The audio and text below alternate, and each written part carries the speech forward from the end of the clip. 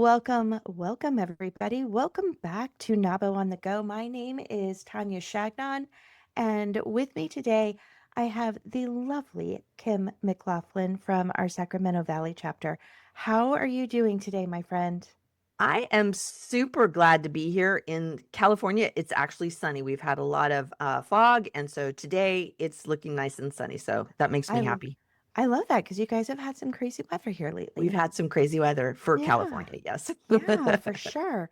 Okay, so today I'm so excited about today's topic. It's something that's not talked about that needs to be talked about. It's like that scary thing that you tuck away in the closet and it doesn't need to be.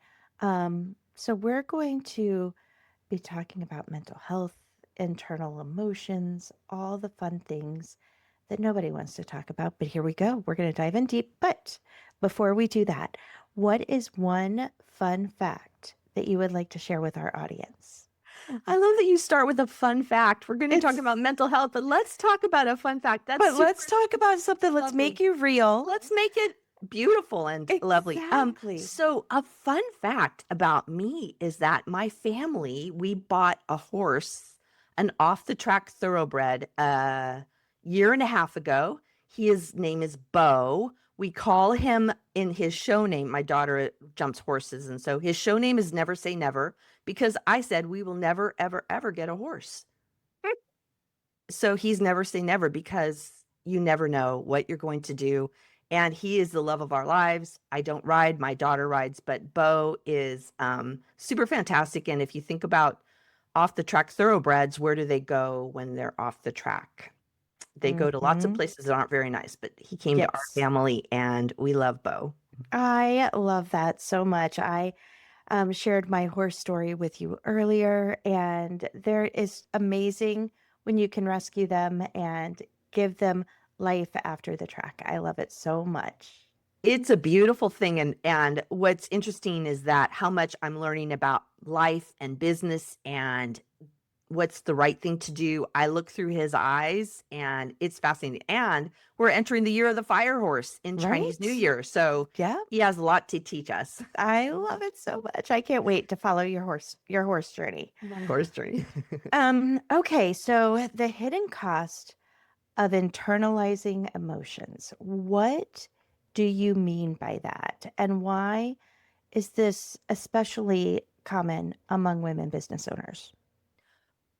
I think well, we're entering into a world where we don't always exist or we don't feel like we can bring our full selves, our femininity, our femaleness. And what happens is that we end up having to really tamp down that emotional side, that side of us that is expressive and feels things and is engaging because we feel like we have to come into work with a certain bravado and being in a different way. And I think it's important for us to have conversations about how would I really like to be in business? How would I like to be as a person, as a woman?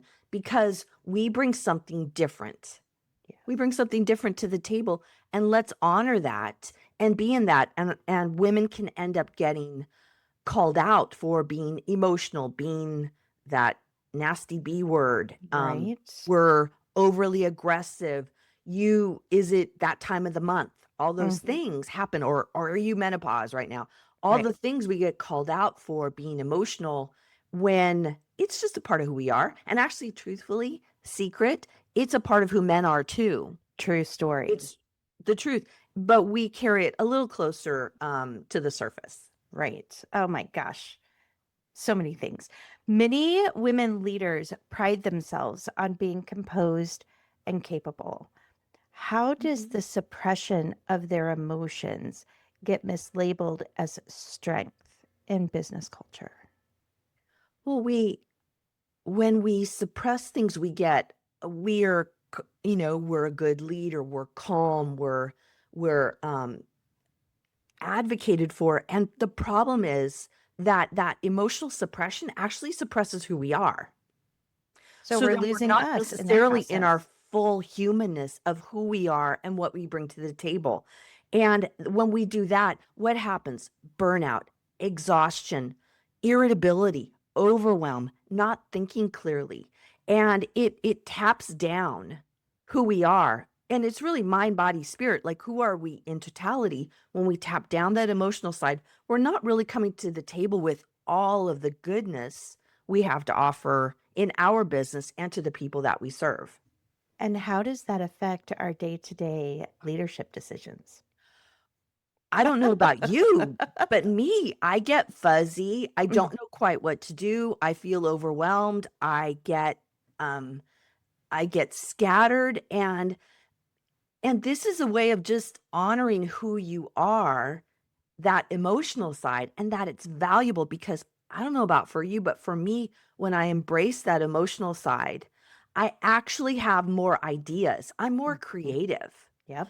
I'm a better person. I'm more fun to be around. Mhm. And I Absolutely. like myself better too, Ex truthfully. exactly, Yeah. exactly. So, can we talk about the connections? We've mentioned it a little bit, but let's dive a little bit deeper.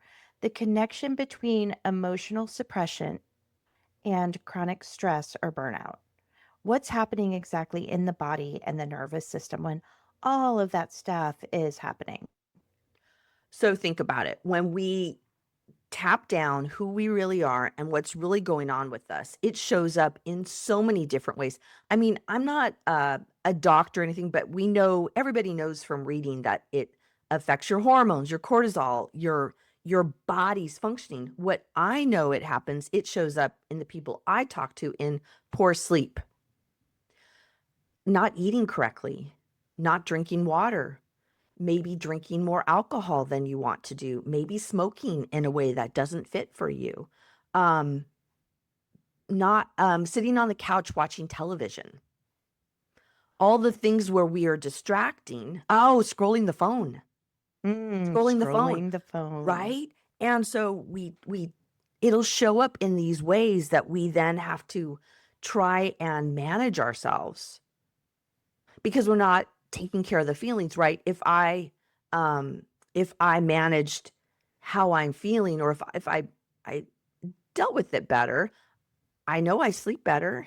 I Mhm. know I eat better. I know I drink more water. I Mhm. know I'm more interested in going to the gym or taking a walk, right? Because I'm feeling better, so I'm not doing things that make me tap down who I am. So it's really becoming more, embracing that that's the side that we need, and it's valuable. Yeah. It's valuable. It keeps us balanced. It keeps us balanced. Absolutely. So, we talked about what's happening in your body and everything when you do this. In your experience, how does disconnected emotional awareness impact creativity, intuition, and especially strategic thinking for female entrepreneurs? I think this is so important to consider. We talked about, uh, when we space out, we don't have to consider all of it. That's a benefit, right? But there can be greater benefits by really embracing it. And what I think what happens for women that I work with is that you're more creative. I have more ideas. Like, I think of it, I've told people, like, it feels like it just drops in my head when I'm in the shower. It's like, "Oh, and isn't it interesting? It drops in my head in the shower because I'm relaxed, Right? because the smell, the soap and things smell lovely, and I'm relaxed, and the warm water." So, there's this spaciousness to be more creative.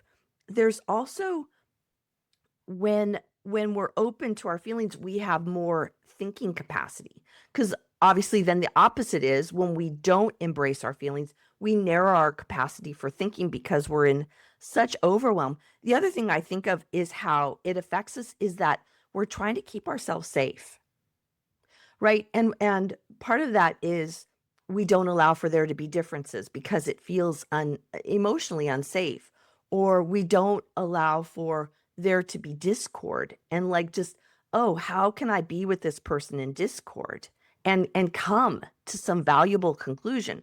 We face that all the time as women business owners of Right? we're not in agreement. Well, when I am in this kind of full on when I'm fully embracing my emotions, right? I can have a conflict and we can work through it because I know we can get to the other side. I'm Right. And confident. conflict is normal. And conflict is normal. And so we get to embrace it more. And I think more higher order ideas show up. I think I've said that a lot today. A Mhm. lot of more ideas show up. We're more creative. We're able to be with others in a different way. I think 'Cause when we embrace that and our emotional boundary side. our boundaries are down, so we're not worried about everything. Correct. What are some common signs that a women business owner may be emotionally overloaded even if she's outwardly successful? When you look outwardly successful, and I think the thing is to start thinking about what do I look like when I'm well? What do I Ooh, look like? I love that. That's something I learned a long time ago. As a psychotherapist, I learned that it's called a wellness plan. that's a And it's like, t-shirt, by the way. isn't that cool? Yeah. What am I like when I'm well? So it's like that's the bar I want to go to. I sleep well. Once again, I eat well.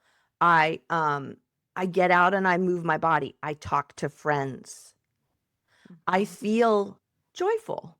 I Mhm. put on clothes. I don't go back to bed when, Mhm. you know.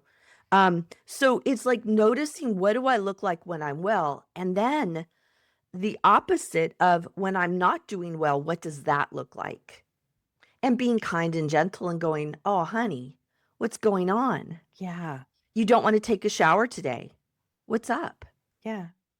Yeah. You don't want to turn on the computer and start work. What's up?" Because then we can see like this is what it feels like when I feel well. This is what happens when I don't. And I call it the slippery slope. When we go from feeling well to not feeling well, it's a long it you go downhill for a while, right? So Right. catch it early. I What love are the that. signs? What are the signs that I'm not feeling well, that I'm not in that higher self, that higher way of being? And like, let's do something about that. So, what are one or two simple tools that women can use in real time Mhm, to process these emotions once they're aware of them mhm. without letting the emotions run the show? Part of the first part is acknowledging it. Isn't that so it sounds so simple and it's so hard because I And wanna tamp it down. yeah, and how are you doing today? It's okay to ask yourself that question. Am I doing today? How Yeah. am I feeling today? What's going on? And really ask that question and answer yourself truthfully. I'm a little tired today. I didn't sleep well last night. I didn't sleep well because of la la la. It's like, oh, okay, self. Hmm. Where am I? And then also, so how am I feeling? Where do I feel it in my body? Because Ooh, we I are love learning that so question. much. We are learning so much about that mind body connection that I'll tell people like they'll say, I don't know how I feel. I go, well, where are you feeling it in your body? Well, how might, if my jaw is clenched, how might that inform you as what's going on? Generally, tension, overwhelm. My tummy feels upset. Well, how does that inform you? It could be I'm hungry. It Hmm. could be I'm thirsty. It could be I'm feeling scared. Hmm. "Oh, honey, what do you" and I do the, "Oh, there, honey, what's going on? What do you need?" Yeah. Right? So it leads us very kindly into that idea, how would we talk to ourselves if we were our very best friends? What would we say? "Oh, honey, your tummy feels upset. What do you need? Do you need some tea? Or do you Yeah. need to take a walk? Or are you feeling nervous? What's going on?" Yeah. Right? So we can use these so what we're saying is let's embrace them Hmm. rather than go, "No, no, no, no, no, I'm not gonna feel that," because that's really what we're talking about earlier, is Yeah. disregarding it. But we're saying, "Oh, okay." And then we name them and we go, "Well, what do I need with this? What does this mean for me?" So Amazing. simple and so profound all at the same time. Yeah. So if a woman business owner is listening to us and she realizes, wow, I've been carrying a lot internally, Mhm. what is the first truly compassionate step you'd encourage Mm. her to take toward leading with more authenticity, with more power, and especially with more peace? Yeah. my first thing would be is move out of any kind of shame towards yourself that I shouldn't feel this way. I know better than this. I can't believe this. Blah, blah, blah. All the things, the shame, because that just takes this. I call it like the dark, gooey, black mess that Yeah. just feels horrible. So, really going, oh, honey, what do you need? Oh, honey, Hmm. what do you need? Yeah. And really leaning into that kind of more mothering of yourself, right? I love The that. mothering of yourself, the being the great auntie of yourself. Hmm. What would I need? Being your best Yes. friend. Being your best friend. Move into that. If I was talking to my best friend right now, what would I tell her? The shame doesn't help us at all. It makes us feel worse. So really embrace the feeling and go, what do I need from this? And I want to say, women business owners, it's okay to ask for help. It's It's okay to ask for help. A therapist, a coach, a mentor, a friend, a yeah. business bestie, your accountability partner, whoever, talk, get it out, talk to people, and have them help you figure out what you need. What's your next right best step? Takes more strength to ask for help than it does to not. It takes more strength to ask for help Hmm. than it does to not. And it's more valuable. Yeah. It literally, you will have a positive outcome. Yeah. I love that so much. I hate that we have to end this conversation. I want it to keep going and going and going. Yes. But we're out of time, sadly. Mm. But thank you so much for spending time with me today. And before I let you go, we always end with a favorite quote. Do you have a quote that you would like to share with us today? I do. I thought about this. And the one thing I ask my clients all and myself all the time, what do I know to be true right now? Ooh, It brings you straight into what do I know to be true right now? It's a powerful question. that's another t-shirt. Thank you. Look, we have two t-shirts from this episode. Um, so thank you, thank you, thank you for sharing this super important information with Mhm. us today. I don't think we can talk about this too much. Right. And I think we need to listen about this a little bit more. So Mm. thank you for spending time with me today. I enjoyed our conversation very much, and I can't wait to hear more about Bo. Oh, thank you so much. Thank you for having me and thank you for everybody for listening. Of course. And listeners, thank you as always for joining us. And I will see you back here super soon for our very next episode. Have a great day.